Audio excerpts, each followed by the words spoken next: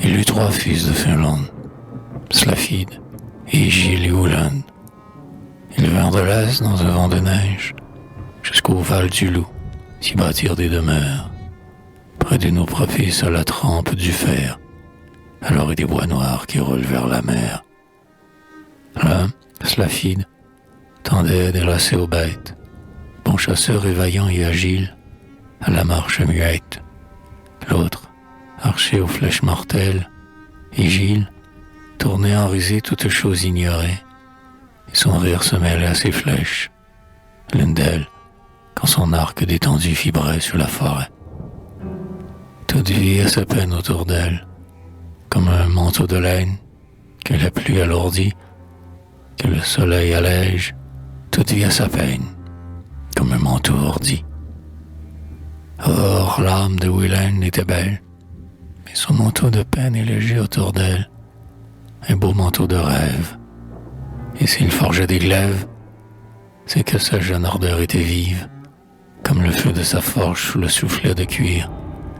Et c'est que la force captive, et son blanc bras de fille, balançait le marteau comme un fuseau de lin.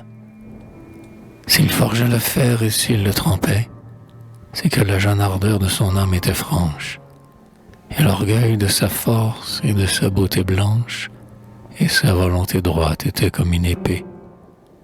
Épée, au rayon brusque perçant la nuit, voix droite éclair, éclair nu, rigidité surgit des pins en troupe, ligne couchée de l'horizon des mers, barrée du sillage incliné vers lui des barques, stature dressée de l'homme de poupe, geste martial des proues de fer, ligne lumineuse, que trace le vol des cygnes, ou qui prolonge le geste qui devance et montre le chemin qu'il ferait.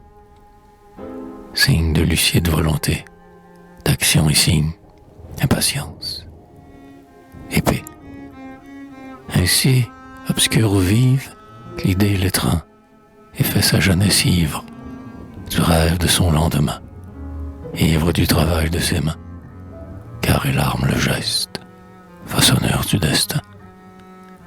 Wilhelm est grave de son rêve étrange, son âme s'engrisa dès le berceau d'enfance, tel ces fièvres sans nom allumées dans le sang, nées d'un crépuscule d'automne, quand le ciel était rouge au-dessus de l'enfant, et que porte vers la mort le sang de l'homme.